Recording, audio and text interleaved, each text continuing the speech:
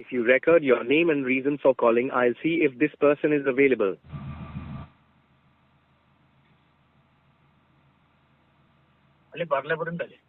Hello. साहेब जय महाराष्ट्र. जय महाराष्ट्र. प्रवीण सुखलाल वाघ बोलतो साहेब. जय संघर्ष वाहन चालक सामाजिक संस्था महाराष्ट्र प्रदेश अध्यक्ष. बोला. साहेब अशी विनंती होती की आता या पावसाळी अधिवेशन चालू आहे मुंबईला.